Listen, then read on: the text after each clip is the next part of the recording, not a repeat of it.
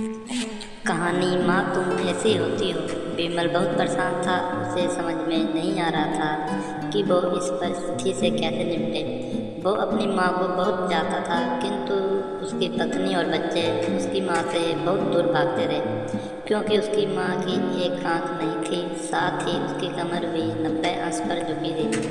वैसे वह का अपना काम खुद कर लेती थी, किंतु फिर भी वो उसकी पत्नी और बच्चों के लिए हमेशा खटकती थी। दादी, आप ऊपर के कमरे में जाओ, मेरे दोस्त आ रहे हैं, विमल के बेटे अखिल ने बड़े बेरुखी से कहा। पर बेटा, मैं यहाँ बहुत दूर बैठी हूँ, विमल की माँ ने बहुत प्यार से कहा। नहीं, आप उनके सामने मत रहो, वो मुझे चिढ़ाते हैं, अखिल ने जोर से डांटते हुए कहा। क्या हुआ अखिल, क्यों चिल्ला रहे हो? विमल की पत्नी कामनी ने किचन से ही आवाज़ लगाई। देखो न माँ, ये दादी यहीं ड्राइंग रूम में बैठी हैं और मेरे दोस्त आ रहे हैं, अखिल ने शिकायत भरे लहजों में कहा। माँ जी, आप ऊपर चले जाओ, क्यों हम लोगों को लजवाती हो? कामनी ने मेरे बेटे का पक्ष लेते हुए कहा। बेचारी सरस्वती चुपचाप उठकर जीने के सहारे ऊपर चढ़ जाने लगी। कमर झुकी होने के कारण उन्हें ऊपर चढ़ने में बहुत परेशानी हो रही थी, किंतु वो पूरी ताकत से ऊपर एक अकेले कोने में कमरे में जाकर बैठ गई।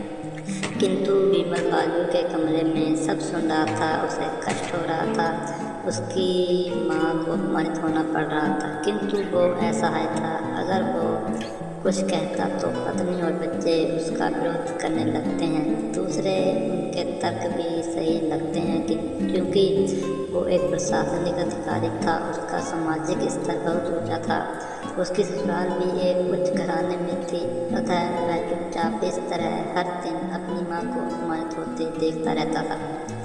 रात को विमल की पत्नी ने कहा, देखो जी, अब कुछ करो, कल कलेक्टर साहब की पत्नी आई थी, माँ जी अपनी देसी धुनधारा में उनसे मिली, मुझे बहुत शर्म आ रही थी, बताते हुए कि ये मेरी सास है। मैंने कह दिया कि दूर के रिश्तेदार हैं, इलाज कराने आई हैं। विमल को रोना आ गया, किंतु फिर भी वह चुप रहा। उसे समझ में नहीं आ रहा था कि वो क्या करे।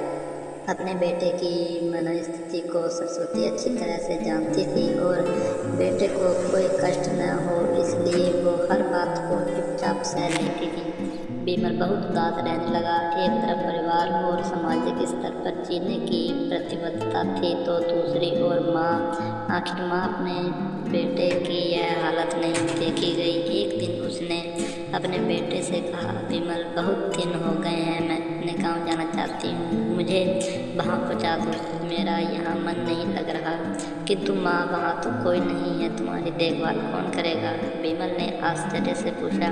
अरे सब गाँव वाले तो हैं, और वो तुम्हारे मामा जी तो उसी गांव में रहते हैं, और फिर हम सारी व्यवस्थाएं कराएंगे न कामने को, तो जैसे मन की मुराद मिल गई हो। हाँ बेटा, बहू सही कह रही है, सरस्वती ने लंबी सांस लेते हुए कहा। विमल जानता था कि गांव में माँ की देखभाल करने वाला कोई नहीं है, लेकिन अपनी पत्नी की जिद के कारण वह अपनी माँ को गांव छोड़ने पर विवश हो गया।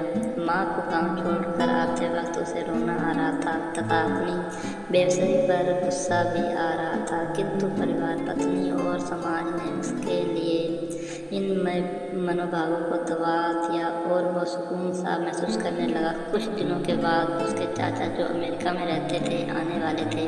जब विमल बहुत छोटा था, उसके पिता जीवित थे, तब वो भारत में थे, और उसके बाद वो अब भारत आने वाले थे।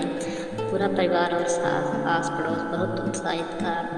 अमेरिका से विमल के डॉक्टर चाचा आ रहे थे। डॉक्टर रमेश ने जैसे ही घर में कदम रखा, सबने मिलकर बहुत उत्साह से उसका स्वागत किया। क्यों विमल भाभी नहीं दिख रही, कहाँ है? डॉक्टर रमेश ने उत्साहपूर्वक पूछा। जी, वो गांव में हैं, यहाँ उनका मन नहीं लगा, कामनी ने सपाट लहजे में उत्तर दिया। डॉक्टर रमेश ने विमल की ओर देखा तो विमल ने अपनी आंखें झुका ली। डॉक्टर रमेश सब समझ गए, बोले, कल हम भाभी से मिलने गांव चलेंगे। सब लोग दूसरे दिन सभी लोग गांव के घर में पहुंचे। देखा कि सरस्वती को बहुत तेज बुखार है और वो पलंग पर सहसा पड़ी है। डॉक्टर रमेश दौड़कर सरस्वती के पास गए, उनके पैर छूकर रोने लगे। सरस्वती की ये हालत उनकी कल्पना से परे थी। वाह बेटा विमल, तूने तो नाम उजागर कर दिया, अपनी माँ की ये हालत देखकर तुझे तो शर्म भी नहीं आ रही होगी। डॉक्टर रमेश ने विमल को लगभग डांटते हुए कहा। नहीं देवर जी, विमल का कोई दोष नहीं है, मैं खुद गाँव आई थी। सरस्वती ने अपने बेटे का बचाव किया। मुझे सब पता चल गया। भाभी आप चुप रहो। क्यों बहू, तुम्हें अपनी सास की कुरूपता पसंद नहीं है? समाज में तुम्हें नीचा देखना पड़ता है ना? डॉक्टर रमेश ने कामनी की ओर व्यंग्य करते देखा। कामनी निरस्तर होकर विमल को देखने लगी। आज तुम जिस सामाजिक स्तर पर हो वो इन्हीं के संघर्षों की देन है। और बेटा विमल, तुम्हें शायद मालूम न होगा कि बचपन में जब तुम 1 साल के थे तब छत से गिरने के कारण तुम्हारी एक आंख टूट गई थी और तुम्हारी रीढ़ की हड्डी में भी समस्या थी। तब तुम्हारी इस कुर्ता माँ ने एक आंख और अपना बोने मेरो तुम्हें देखकर इतना सुंदर स्वरूप दिया था। कामनी बेटा, इतने सालों तक संघर्ष करके बेटे को प्रशासनिक अधिकारी बनाने वाली इस संघर्षशील औरत की ओर कि तुम लोगों ने यह दशा कर दी, तुम्हें ईश्वर कभी माफ नहीं करेगा। डॉक्टर रमेश की आंखों से अश्रु जलधारा बह रही थी। अब भाभी आप मेरे साथ अमेरिका जाएंगी, यहाँ इन स्वार्थी लोगों के बीच नहीं रहेंगी। डॉक्टर रमेश ने सरस्वती से कहा। विमल को तो काटो तो खून नहीं था। डॉक्टर रमेश जो उसके चाचा थे, उन्होंने जो राज बताया उसके बाद तो विमल को यही लग रहा था कि उससे ज़्यादा पापी इंसान इस दुनिया में कोई और है ही नहीं। वह दौड़ता गया और माँ सरस्वती के कदमों से लिपट गया। माँ, मेरा अपराध का क्षमा है। मैं जानबूझकर चुप्पी साधे रहा, आपका अपमान करवाता रहा। अब सिर्फ आप ही उस घर में मेरे साथ रहेंगे और कोई नहीं। विमल ने आग्न दृष्टि से अपनी पत्नी और बच्चों को देखा। कामनी को भी बहुत पछतावा हो रहा था, किंतु उसकी हिम्मत नहीं हो रही थी कि वो सरस्वती से आंख मिलाए।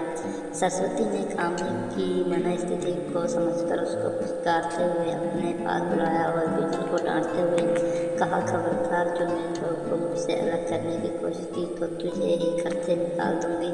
कामनी और बच्चों ने सरस्वती के पैर पड़ते हुए अपने व्यवहार पर माफ़ी मांगी और माँ के हृदय ने सबको माफ़ कर दिया।